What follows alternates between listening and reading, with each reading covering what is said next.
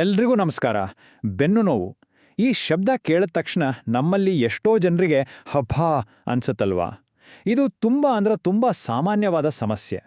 ಹಾಗಾದ್ರೆ ಬನ್ನಿ, ಇವತ್ತು ಈ ಬೆನ್ನು ನೋವಿನ ಬಗ್ಗೆ ಸ್ವಲ್ಪ ಆಳವಾಗಿ ಅರ್ಥ ಮಾಡ್ಕೊಳ್ಳೋಣ. ಅರ್ಕ ಅನುಗ್ರಹ ಆಸ್ಪತ್ರೆಯ ವೈದ್ಯಕೀಯ ವೃತ್ತಿಪರರು ಹೇಳುವ ಈ ಮಾತು ಈ ಸಮಸ್ಯೆ ಎಷ್ಟು ದೊಡ್ಡದು ಅನ್ನೋದಕ್ಕೆ ಸಾಕ್ಷಿ. ಇದು ಕೇವಲ ಒಂದು ಸಣ್ಣ ಕಿರಿಕಿರಿಯಲ್ಲ, ಬದಲಾಗಿ ನಮ್ಮ ದೈನಂದಿನ ಜೀವನದ ಮೇಲೆ ದೊಡ್ಡ ಪರಿಣಾಮ ಬೀರುವ ಒಂದು ಗಂಭೀರ ವಿಷಯ. ಹೌದು, ಈ ಪ್ರಶ್ನೆ ತುಂಬಾ ಮುಖ್ಯ.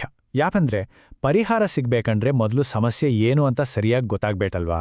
ನೋಡಿ, ಬೆನ್ನೋವು ಯಾವ ಜಾಗದಲ್ಲಿದೆ, ಯಾವ ರೀತಿ ಇದೆ ಅಂತ ತಿಳ್ಕೊಂಡ್ರೆ ಅದೇ ನಮ್ಮ ಪರಿಹಾರದ ಕಡೆಗೆ ಇಡೋ ಮೊದಲನೇ ಹೆಜ್ಜೆ. ಸರಿ, ಹಾಗಾದ್ರೆ ಬನ್ನಿ ಈ ವಿಷಯದೊಳಗೆ ಇಳಿಯೋಣ. ತಜ್ಞರು ಹೇಳುವ ಪ್ರಕಾರ ಬೆನ್ನು ನೋವು ಎಲ್ಲಿ ಕಾಣಿಸಿಕೊಳ್ಳುತ್ತೆ ಅನ್ನೋದರ ಮೇಲೆ ಅದನ್ನ 4 ಮುಖ್ಯವಾದ ವಿಧಗಳಾಗಿ ವಿಂಗಡಿಸಬಹುದು. ಹೌದು, ಈ 4 ವಿಧಗಳೇ ಮೇಲ್ಬೆನ್ನು, ಮಧ್ಯಬೆನ್ನು, ಕೆಳಬೆನ್ನು ಮತ್ತೆ ಟೇಲ್ಬೋನ್ ನೋವು. ಪ್ರತಿಯೊಂದು ನೋವಿಗೂ ತನ್ನದೇ ಆದ ಕಾರಣಗಳಿರುತ್ತವೆ, ಹಾಗೆ ಅದಕ್ಕೆ ಚಿಕಿತ್ಸೆಯೂ ಬೇರೆ ಬೇರೆ ಇರುತ್ತೆ. ಒಂದೊಂದಾಗಿ ನೋಡೋಣ. ಮೊದಲನೆಯದು ಮೇಲ್ಬೆನ್ನಿನ ನೋವು ಅಥವಾ ಥೊರಾಸಿಕ್ ಪೇನ್. ಇದು ಸಾಮಾನ್ಯವಾಗಿ ನಮ್ಮ ಭುಜಗಳ ಹಿಂದಿನ ಭಾಗದಲ್ಲಿ, ಅಂದ್ರೆ ಕುತ್ತಿಗೆಯ ಕೆಳಗೆ ಕಾಣಿಸ್ಕೊಳ್ಳುತ್ತೆ. ಗಂಟೆಗಟ್ಟಲೆ ಕೂತು ಕೆಲಸ ಮಾಡೋರಿಗೆ, ಅದರಲ್ಲೂ ಡೆಸ್ಕ್ ಜಾಬ್ ಮಾಡೋರಿಗೆ ಇದು ಸಾಮಾನ್ಯ. ಇಲ್ಲಿ ಗಮನಿಸಬೇಕಾದ ಮುಖ್ಯ ಅಂಶ ಅಂದ್ರೆ ಇದಕ್ಕೆಲ್ಲ ಕಾರಣ ನಮ್ಮ ಪೋಸ್ಚರ್, ಅಂದ್ರೆ ನಾವು ಕೂರುವ ಅಥವಾ ನಿಲ್ಲುವ ಭಂಗಿ. ಸ್ನಾಯುಗಳ ಸೆಳೆತದಿಂದಲೂ ಇದು ಬರಬಹುದು. ಒಳ್ಳೆಯ ವಿಷಯ ಅಂದ್ರೆ ಸಿಂಪಲ್ ಸ್ಟ್ರೆಚಿಂಗ್, ಸರಿಯಾಗಿ ಕೂರುವುದನ್ನ ಅಭ್ಯಾಸ ಮಾಡೋದು ಮತ್ತು ಬಿಸಿ ಶಾಖ ಕೊಡುವುದರಿಂದ ಆರಾಮ ಸಿಗುತ್ತೆ. ಸರಿ, ಈಗ ಎರಡನೇ ವಿಧಕ್ಕೆ ಬರೋಣ. ಅದು ಮಧ್ಯಬೆನ್ನಿನ ನೋವು. ಇದು ಮೇಲ್ಬೆನ್ನಿನ ನೋವಿನಷ್ಟು ಸಾಮಾನ್ಯ ಅಲ್ಲದಿದ್ದರೂ ನಮ್ಮ ಪಕ್ಕೆಲುಬುಗಳು ಮುಗಿಯುವ ಜಾಗದ ಹಿಂಭಾಗದಲ್ಲಿ ಇದು ಕಾಣಿಸಿಕೊಳ್ಳುತ್ತೆ.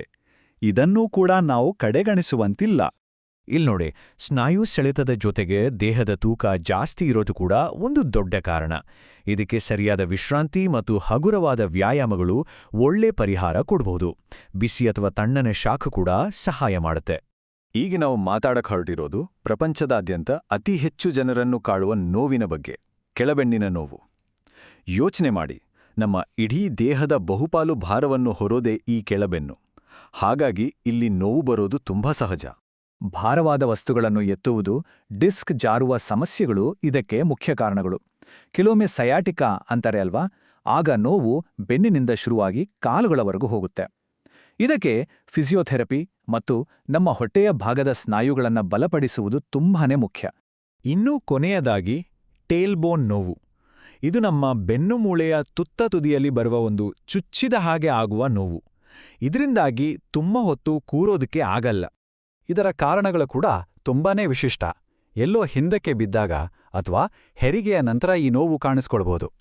ಇದಕ್ಕೊಂದು ಸರಳ ಪರಿಹಾರ ಅಂದ್ರೆ ಆ ಜಾಗಕ್ಕೆ ಒತ್ತಡ ಕಡಿಮೆ ಮಾಡುವಂಥ ಸ್ಪೆಷಲ್ ಕುಷನ್ಗಳನ್ನು ಬಳಸೋದು.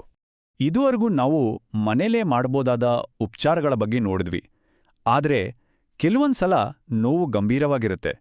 ಆಗ ಯಾವಾಗ ನಾವು ಡಾಕ್ಟರ್ ಹತ್ರ ಹೋಗ್ಬೇಕು ಅನ್ನೋದನ್ನ ತಿಳಿದುಕೊಳ್ಳೋದು ಅಷ್ಟೇ ಮುಖ್ಯ. ಈ ಸ್ಲೈಡ್ನಲ್ಲಿ ಕಾಣ್ತಿರೋ ಲಕ್ಷಣಗಳಲ್ಲಿ ಯಾವುದಾದ್ರೂ ಒಂದು ಕಂಡುಬಂದ್ರೂ ಅದನ್ನ ನಿರ್ಲಕ್ಷ್ಯ ಮಾಡಬಾರ್ದು. ನೋವು ವಾರಗಟ್ಲೆ ಇದ್ರೆ, ಕಾಲ್ಗಳಿಗೆ ಹರಡ್ತಿದ್ರೆ ಅಥವಾ ನಿಶ್ಶಕ್ತಿ, ಮರಗಟ್ಟುವಿಕೆ ಇದ್ರೆ ತಕ್ಷಣ ವೈದ್ಯರನ್ನ ಭೇಟಿ ಮಾಡಬೇಕು. ನೋಡಿ, ಒಂದು ವಿಷಯವನ್ನ ತುಂಬಾ ಗಂಭೀರವಾಗಿ ಪರಿಗಣಿಸಬೇಕು. ಒಂದು ವೇಳೆ ಮೂತ್ರ ಅಥವಾ ಮಲ ವಿಸರ್ಜನೆ ಮೇಲೆ ಹಿಡಿತ ತಪ್ಪಿದ್ರೆ ಅದನ್ನ ಯಾವುದೇ ಕಾರಣಕ್ಕೂ ನಿರ್ಲಕ್ಷ್ಯ ಮಾಡಬಾರ್ದು. ಇದು ಒಂದು ಮೆಡಿಕಲ್ ಎಮರ್ಜೆನ್ಸಿ. ತಕ್ಷಣವೇ ವೈದ್ಯರತ್ರ ಹೋಗ್ಬೇಕು.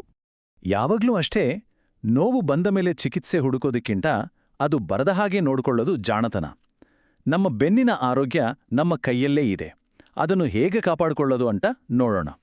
ಈ 4 ಸರಳ ನಿಯಮಗಳನ್ನು ಪಾಲಿಸಿದ್ರೆ ದೀರ್ಘಕಾಲದವರೆಗೆ ನಮ್ಮ ಬೆನ್ನನ್ನು ಆರೋಗ್ಯವಾಗಿ ಇಟ್ಕೊಳ್ಬಹುದು.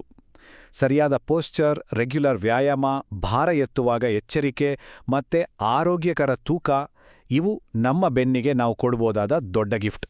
ಪರಿಣಾಮಕಾರಿಯಾದ ಚಿಕಿತ್ಸೆ ಅಂದ್ರೆ ಕೇವಲ ಒಬ್ಬ ಡಾಕ್ಟರ್ ಮಾಡುವ ಕೆಲಸವಲ್ಲ, ಅದಕ್ಕೆ ಒಂದು ತಜ್ಞರ ತಂಡವೇ ಬೇಕಾಗ್ಬೋದು. ಇದು ಒಂದು ಟೀಮ್ ಎಫರ್ಟ್.